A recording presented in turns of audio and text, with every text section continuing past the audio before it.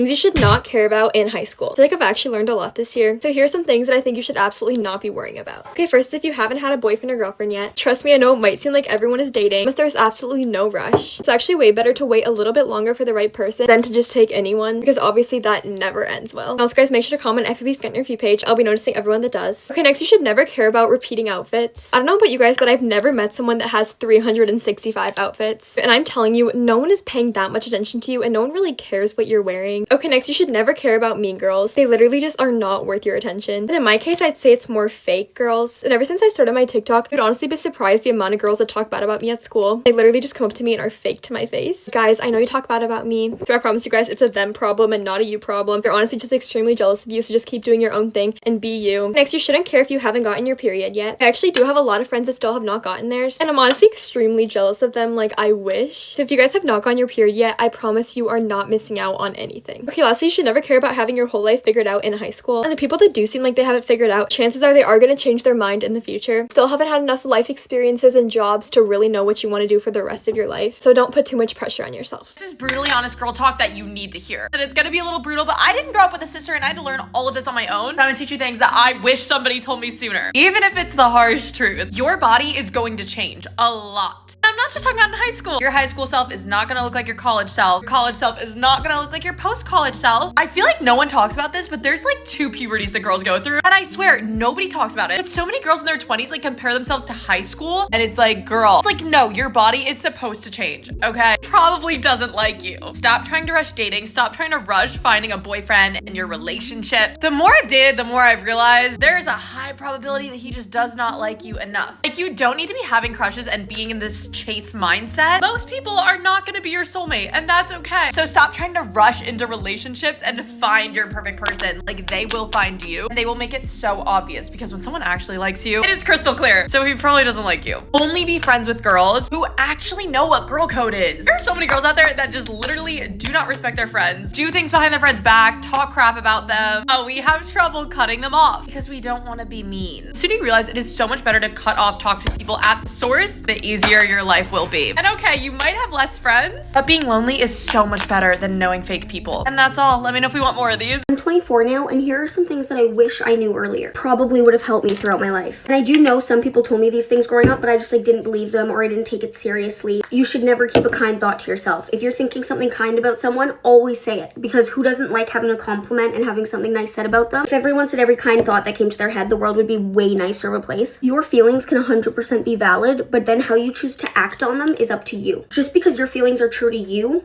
doesn't mean how you feel is actually reality, and so you have to really look at it and take a step back and not act on how you feel all the time. Because imagine how awful the world would be if everyone just acted on every emotion they ever felt. I kid you not, half the time I feel an emotion so strongly, and then a couple minutes later I'm thinking about it logically and I'm like, oh, that actually makes no logical sense. I can feel that, but like, it would make no sense to act on it right now because nobody's done anything wrong.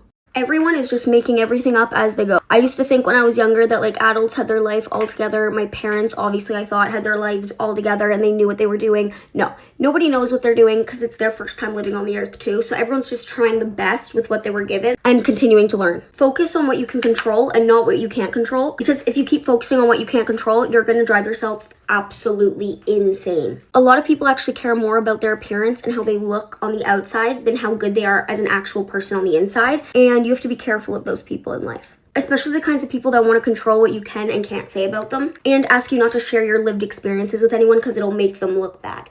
5 tips to glow up. This is not me BSing you. This is just me helping you unlock your fullest potential. Let's get into it. Number 1, shape your eyebrow. Everybody has different eyebrows, of course, but clean up like the underneath your eyebrows and the top and just make them look very sharp and do your eyebrows. This is the brow gel that I use. It's the e.l.f. one, and it's amazing. And shape your eyebrows. I promise you, I did this for my sister for the first time about like 2 years ago, and she never put her eyebrow shaver down. This doesn't mean you have to thin out your eyebrows, but just make them look nice and clean them up, and I promise you it will glow you up instantly. Number 2, learn how to do lash clusters. And I know it seems like a pain in the butt, but I promise you this will save you from spending so much money. I used to get my lashes done, like where they put each lash individually, and that would cost me like $80, and I'd be sitting there for like 4 hours. This takes me about 10 minutes, and it lasts me 2 weeks, and they look amazing. And if you're scared to like stab yourself in the eye, I promise you're gonna learn at some point. Just learn now and get over it. Find your best lip combo, okay? Find a lip combo that looks right for you, because I had to go through exploring tons of different lip combos, and they used to look horrible, and now I have this lip combo, and it's my favorite lip combo, and I get tons of compliments on it, and I'm gonna show you guys what I use for my lip combo. This is the one I use by NYX. It's so small because it's almost gone. I use it all the time. And this is in the shade Cold Brew. And I'm telling you, NYX lasts all day. So find you a good color that matches your lips and is right for you. And then this is the shade Pinky Sword by e.l.f. And I fill in with this one. And this is the ultimate lip combo. Number 4, and this is only if you're allowed to, upgrade your swag. Okay, so I got my nose pierced when I was 14, I think. And I upgraded my earring stack. I know it's nothing crazy, but I promise you, like, doing like little unique piercings and getting through the pain, because you know beauty is pain, it will upgrade your swag, number 1, and it will help you with that glow up, and just consistently change your jewelry too, and make sure that you clean them to kind of keep up with it so nothing happens. Number 5, wear jewelry. I'm telling you, jewelry takes you from looking plain to looking baddie, because look how many earrings I have. I have a simple necklace. I wear tons of rings. I wear bracelets. I'm telling you, jewelry makes you look really cool, and it makes you look okay. Like, this person, like, they're glowing up. So whether that be silver or gold jewelry, whether what you like, whatever, I'm telling you, that'll upgrade your style and it'll help you glow up.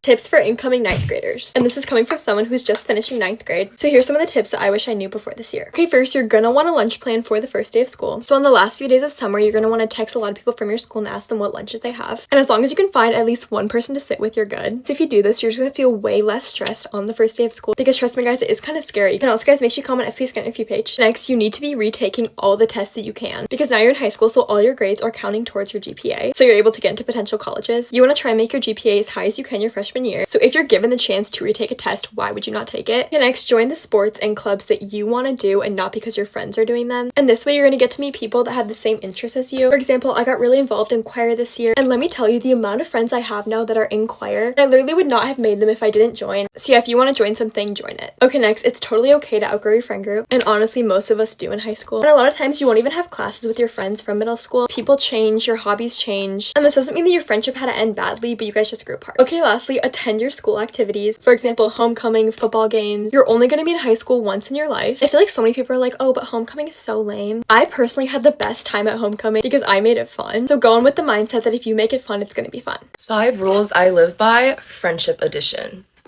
If they are talking bad about their friends to you, they are talking bad about you to other people. If they are spreading their friends' personal business, they are spreading your personal business.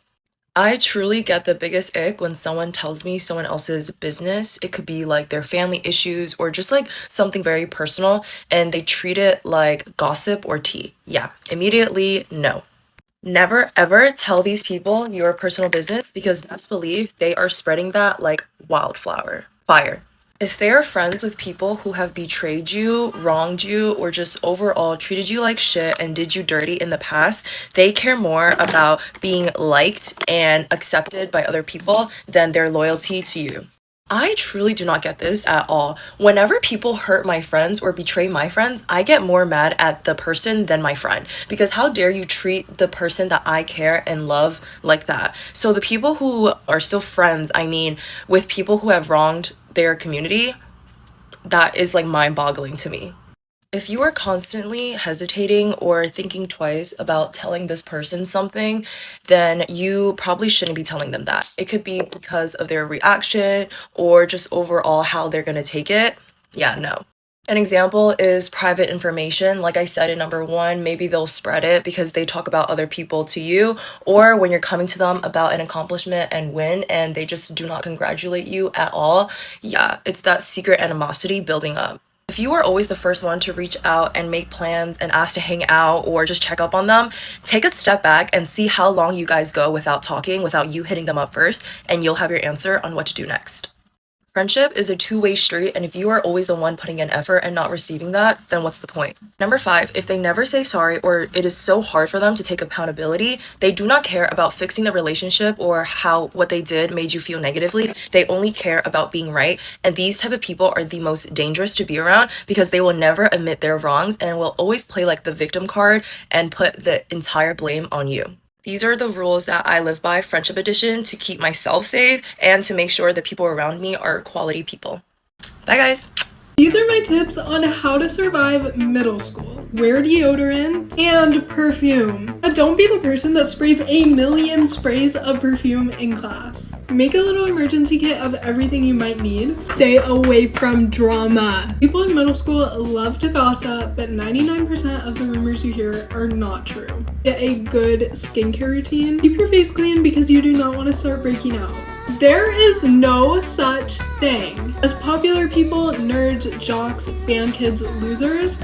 That is not a thing. Everybody just has their own friends. Don't label them off their appearance. And don't try to be someone you're not just to fit in with a certain group of people. And hide your snacks and gum unless you want everybody to ask you to share.